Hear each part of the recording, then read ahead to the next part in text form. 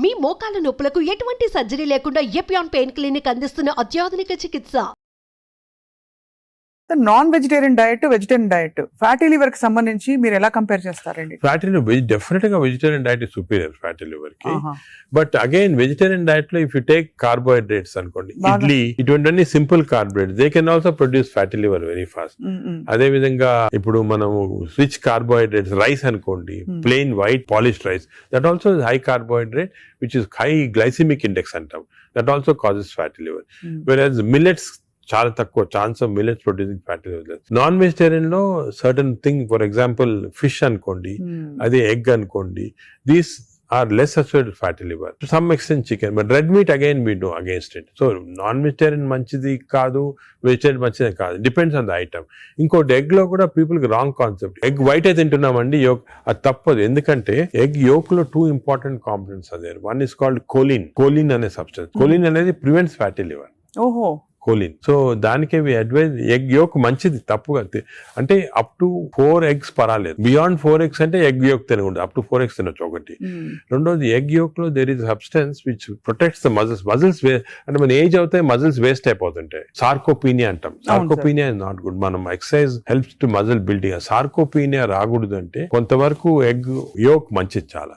So నేను advise, ఇంకో important advise people కి ఏమంటే కైండ్లీ ఓన్లీ ఎగ్ వైట్ అని కాదు, ఎగ్ యోక్ కూడా కనీసం if you're eating 2 eggs, 1 egg with egg yolk తినండి, 1 egg వితౌట్ ఎగ్ యోక్ తినండి. చాలా ఇంపార్టెంట్. ఒక యావరేజ్ 70 కిలోల వ్యక్తి రోజుకి 70 గ్రాముల ప్రోటీన్ తినాలి. కరెక్ట్. అంటే మనకి దాదాపు ఒక డజన్ ఎగ్స్ పర్ డే. అంటే ప్యూర్ గా ఎగ్స్ మాత్రం. ఎగ్ తోటి యూ గెట్ 10 grams అనుకోండి ఒక ఎగ్ తోటి ప్రోటీన్. సో 2 eggs తింటే 20 grams. 20 grams ఎగ్ ప్రోటీన్ ఇది ఓకే. అదే విధంగా దాల్, లెంటిల్స్, స్ప్రౌట్స్, ఇవన్నీ కూడా బీన్స్, ఇవన్నీ కూడా ప్రోటీన్స్ వస్తాయి వెజిటేరియన్. నాన్ వెజిటేరియన్ లో యావరేజ్ ఒక ఫిష్ అనుకోండి, ఒక పీస్ ఆఫ్ ఫిష్ కానీ ఒక చికెన్ అనుకోండి, దాంట్లో నుంచి వస్తాయి అన్నమాట. యోగర్ట్ కూడా చాలా మంచిది. పాలు మంచిది కాదు, యోగర్ట్ మంచిది. యోగర్ట్ ఆల్సో కంటైన్స్, ఇప్పుడు హై ప్రోటీన్ యోగర్ట్స్ కూడా ఉన్నాయన్నమాట, ఎక్కువ ప్రోటీన్. గ్రీక్ యోగర్ట్ లాగా. The only thing is my advice is processed food మంచిది కాదు. అన్ని దాదాపు అంతే కదా సార్, ఇప్పుడు దొరికేవన్నీ ప్రాసెస్డ్ కాదు. అంటే దొరికేదంటే మీరు ప్రాసెస్ ఫుడ్ అంటే ఆల్రెడీ పార్ట్లీ కుక్డ్ కానీ, లేదా మీరు బయట నుంచి ఆర్డర్ చేస్తారు స్విగ్గీ అవి కానీ, అటువంటి ప్రాసెస్డ్. బట్ మీరు సూపర్ మార్కెట్ కి వెళ్తే you can buy regular food కదా. Process food.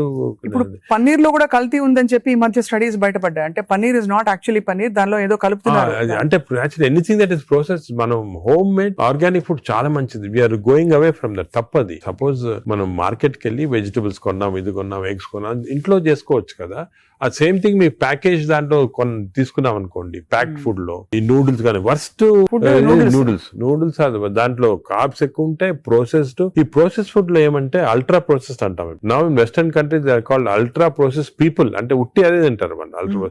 ఎప్పుడు అంటే ఇంట్లో కుక్ చేసుకోరు చాలా మంది, ఇంట్లో కుక్ వాళ్ళకి ఏముంటాయి sir health issues. So ultra process food వల్ల ఏమొస్తుందంటే, in addition to that high carbs, high sodium ఎక్కువ ఉంటుంది అల్ట్రా ప్రాసెస్ ఫుడ్ లో. సో బీపీ అది. Second important thing ultra preservatives, అదే విధంగా కలరింగ్ ఏజెంట్స్ ఇవన్నీ ఉంటాయి. దీని వల్ల ఏమవుతుందంటే ఫుడ్ టేస్ట్ బాగుంటుంది చాలా. It contains this tasty thing. ఈ టేస్ట్ వల్ల once you tend to eat more, number 1. Number 2, ఈ ప్రాసెస్ ఫుడ్ వల్ల గట్ మైక్రోబయామ్ అన్ని చెడిపోయి బ్యాడ్ మైక్రోబయామ్ వచ్చి అది లివర్ కి ఎఫెక్ట్ అవుతుంది. ఈ మైక్రోబయామ్, ఇంకో విషయము, microbiome produces alcohol in the intestines. Bad microbiome మనం డ్రింక్ చేయాల్సిన అవసరం లేదు. ఈ బ్యాడ్ మైక్రోబయామ్ మనం కాన్స్టెంట్ గా ఆల్కహాల్ ప్రొడ్యూస్ చేసి ఆ ఆల్కహాల్ డైరెక్ట్ గా లివర్ కి వెళ్ళిపోతుంది. మనం డ్రింక్ చేయకుండా మనకి ఆల్కహాలిక్ లివర్ డిసీజ్. దాని ఎఫెక్ట్ మనకేం తెలియదు కానీ డైరెక్ట్ గా ఇంటెస్టైన్ నుంచి లివర్ కి వెళ్ళిపోతుంది. లివర్ ని స్మాల్ క్వాంటిటీ 10 ml వచ్చినా కూడా లివర్ డ్యామేజ్ అవుతా ఉంటుంది కదా. ఈ ప్రాసెస్ ఫుడ్ వల్ల అది ప్రాబ్లం. సో ప్రాసెస్ ఫుడ్స్ అయితే ఇంకా కామన్ గా ఐఎమ్ టోటలీ అగైన్స్. ఇన్ఫాక్ట్ మనం పిల్లలకి అన్ఫార్చునేట్లీ అలవాటు అయిపోతుంది. కుకీస్, నూడిల్స్, బర్గర్స్, ఇవన్నీ కూడా అలవాటు అయిపోయి, chips. The chips also very bad. ఇంత అడ్వర్టైజ్మెంట్స్ చూస్తుంటాం. చిల్డ్రన్ కి అలవాటు అయిపోయి మేము దానికి చిల్డ్రన్ లో we're now seeing very high incidence of fatty liver disease. పిల్లల్లో 20-30%, 40% డెఫినెట్ చిల్డ్రన్ లో ఫ్యాటీ లివర్ డిసీజ్ వస్తుంది. అక్కడి నుంచే స్టార్ట్ అయిపోతా ఉంది. It is going to become more and more danger. సొసైటీకి స్కూల్స్ లో కూడా అవేర్నెస్ ప్రోగ్రామ్స్ పెట్టాలి. స్కూల్స్ ఎగ్జాక్ట్లీ మీరు చెప్పినట్టు నేను I'm making a plea, government కానీ స్కూల్స్ లో అవేర్నెస్ ప్రోగ్రామ్. మనకి అంతా కూడా మన food habits has to come from school stage. Schools లోనే వీళ్ళకి ఈ టీచింగ్ పెడితే children are very intelligent, they will observe what we say. వాళ్ళకి చెప్పండి ఇది మంచిది కాదు. బట్ స్కూల్ క్యాంటీనే, స్కూల్ పక్కన ఉన్నదే ఫాస్ట్ ఫుడ్స్ అమ్ముతా ఉంటే ఇంకా అదేం చేస్తాం వాళ్ళు natural. So that is wrong. We should ban fast foods in schools and school surroundings compulsory. This is the most dangerous thing. మనకి ఎపిడమిక్ అయిపోతుంది. We are not realising it's going to become very dangerous. చిన్నప్పటి నుంచే మనం healthy eating habits inculcate చేయాలి. చాలా important. Sir ఒకసారి gut health బాగా దెబ్బతినేసింది ఫర్ వేరియస్ రీజన్స్, బయట తిని లేకపోతే స్ట్రెస్ఫుల్ హ్యాబిట్స్ వల్ల, దాన్ని కరెక్ట్ చేయాలంటే ఎక్కడి నుంచి స్టార్ట్ చేయాలి? మనం ఇప్పుడు suppose somebody even 60 years 70 years లో కూడా మనం గట్ హెల్త్ రిస్టోర్ చేసుకోవచ్చు. ఎలా రిస్టోర్ చేయాలి సార్? ఏం చేయాలి? అదే ఫస్ట్ ఏమో food, it has to be organic food correct గా. అంటే అనేది ఏమంటే ఈ ఫాస్ట్ ఫుడ్స్, ప్రాసెస్ ఫుడ్స్ అన్ని ఆపే సింపుల్ ఫుడ్ మన ఇంట్లో, for example millets, fresh vegetables, దాని తర్వాత సర్టన్ టైప్స్ ఆఫ్ ఫ్రూట్స్ లో కూడా బెర్రీస్ అనుకోండి, 3 B's అని ఉన్నాయమ్మా. బెర్రీస్ ఒకటి, వెజిటేరియన్ లో బ్రోకలీ ఒకటి, బీట్రూట్ ఒకటి. 3 B's are very important. Berries daily ఒక కప్ ఆఫ్ బెర్రీస్ తింటే that itself will restore health. Great sir. Blueberry, berries, broccoli, beetroot, 3 B's అంటాం. ఆ 3 B's are very good food habits లో. Yoghurt, మంచి yoghurt తింటాం, healthy yoghurt తింటాం. దాని తర్వాత నట్స్ లో కూడా అన్ని నట్స్ మంచిది కాదు. అది నట్స్ లో బెస్ట్ ఈజ్ వాల్నట్స్. అదే విధంగా సెకండ్ ఇస్ ఆల్మండ్స్. ఇవి 2 ఆర్ గుడ్. పిస్తా అంత మంచిది కాదు, హై ఫ్యాట్ కదా సార్. హై ఫ్యాట్ పిస్తా. సేమ్ థింగ్ క్యాష్యూస్ కూడా సేమ్. అందులో నేతిలో వేయించి ప్రోటీన్ తిన్నాం అనుకోండి, అది again you are taking back. So అవి ఫ్రైడ్ క్యాష్యూస్ అవన్నీ కూడా అవాయిడ్ చేయాల్సింది. ఇలాగా హెల్తీ ఫుడ్ తోటి we can make lot of difference. Plus non vegetarian fish is very good. Fish తినే వాళ్ళకి ఫిష్ మంచిది. ఫిష్ కూడా అన్ఫార్చునేట్లీ ఈ మధ్యన కొంచెం ప్లాస్టిక్స్ వచ్చేస్తున్నాయి ఫిష్ లో. ఈ సీలో ప్లాస్టిక్స్ వేసి రివర్స్ లో వాళ్ళకి మైక్రో ప్లాస్టిక్స్.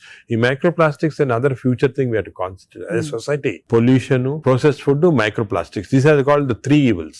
ఈ 3 evils వల్ల మనం అన్ఫార్చునేట్లీ ఎంత హెల్త్ మెయింటైన్ చేయాలంటే కూడా మన society is not giving us the opportunity. అంటే బయటకు వెళ్తే సరే, వాళ్ళు హైదరాబాద్ లో ఎన్ని రెస్టారెంట్స్ ఉన్నాయి సార్, ఇంకా అపిటైట్ ఉంది. రాత్రి 11:30కి వెళ్తే కూడా ఇంకా బజ్జింగ్. అసలు అందరూ ఎంత తింటున్నారు అంటే నేను రెస్టారెంట్స్ లో హెల్తీ ఫుడ్ కుక్ చేస్తే వాడడం మంచిదే, కానీ షార్ట్ కట్స్ తీసుకొని కుకింగ్ ఆయిల్ మళ్ళా యూస్ చేయటము, అదే విధంగా ప్రాసెస్ ఫుడ్ దాంట్లో యూస్ చేయటము, కలరింగ్ ఏజెంట్స్ యూస్ చేయటం, అది చేస్తే they are not very good. ఇప్పుడు తండూరి చికెన్ అని బాగా మంచి రెడ్ కలర్ వేస్తారు madam. That is not again good. It's bad for health. అంటే red colouring agents, preserving agents are not good. ఇదొక aspect. Second aspect gut health again not realised is physical activity. చాలా important. మీరు అనొచ్చు physical activity gut కి సంబంధం ఉంది. The gut is constantly reacting, liver is constantly reacting to physical activity. మనకి daily standard 150 hours per week, 150 hours per week physical activity liver కి మంచిది. It has shown repeated గా 150 hours per week చేస్తే liver fat slow కరిగిపోతుంది. 150 hours 150 hours a week అంటే 7 days లో 150 hours అంటే రోజుకు సుమారు 20 minutes పర్ డే. ఓకే, 150 అంటే 1.5 hours per 1.5 hours, 30 minutes per day for 5 days.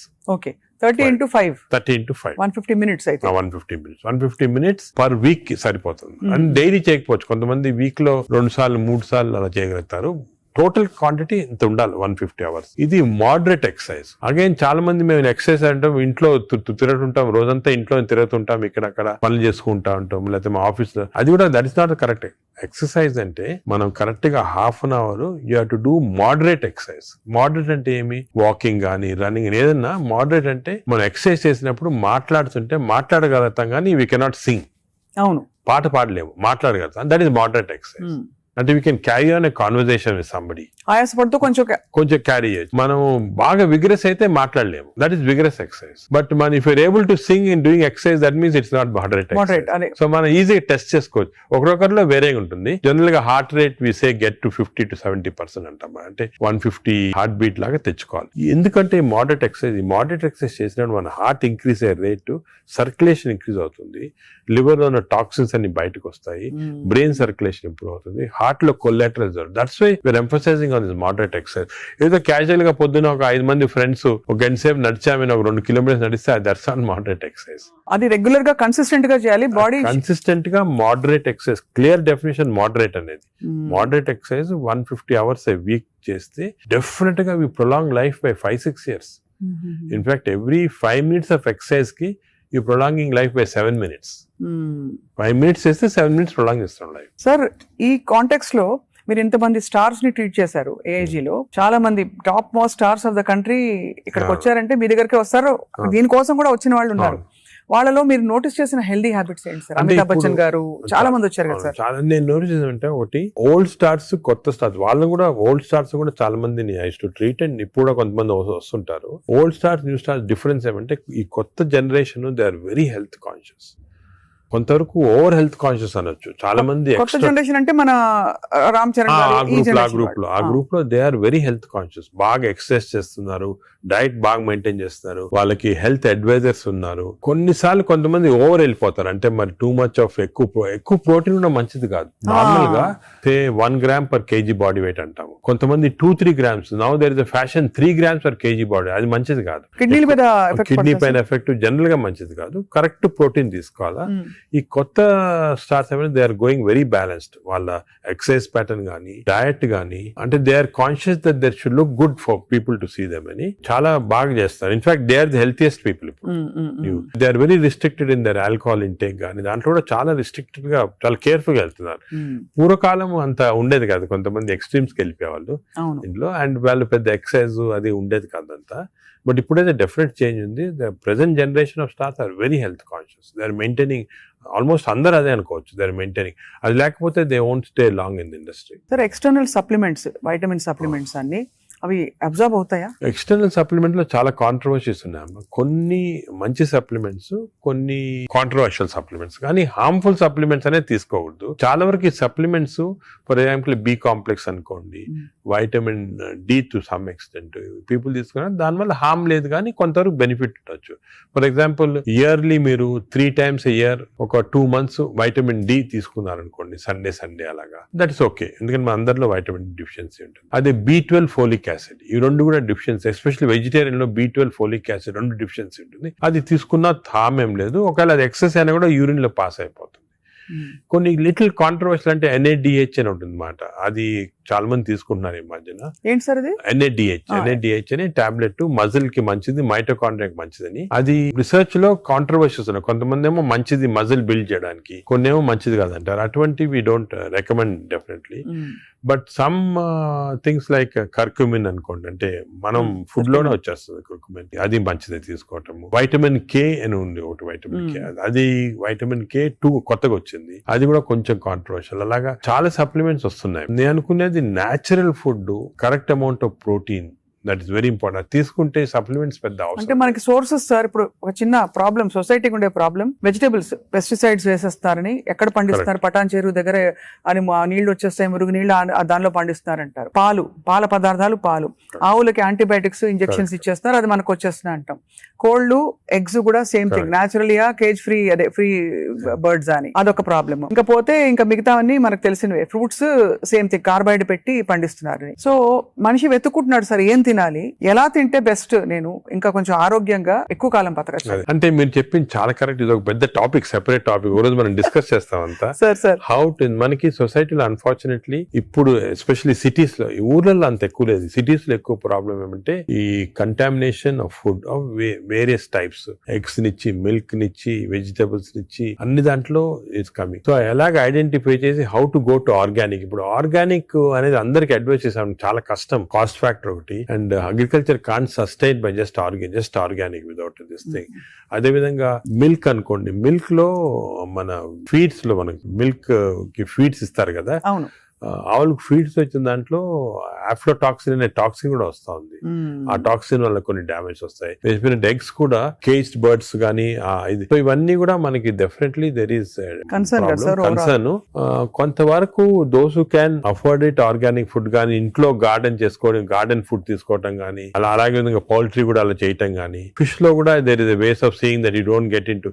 ఈ ఫిష్ లో చెప్పేది microplastics the problem. Fish అంటే of course oils to some extent మనం వీ కెన్ టేక్ పాలిఅన్సాచురేటెడ్ తీసుకోవచ్చు. అదే విధంగా యోగర్ట్ కూడా కేర్ తీసుకొని చేయొచ్చు. సో ఇది డెఫినెట్ గా ప్రాబ్లం. మిడిల్ క్లాస్ పర్సన్ కి ఇప్పుడు హై క్లాస్ ఫుడ్ దొరకాలంటే నాట్ ఈజీ, చాలా కష్టము. మనం as a society we should start thinking how to do it, how as we can అని నేను దీని గురించి చాలా ఆలోచిస్తుంటాను. ఒకసారి మనం డిస్కషన్ కూడా పెట్టుకుంటాను. తప్పకుండా sir, that will be wonderful sir.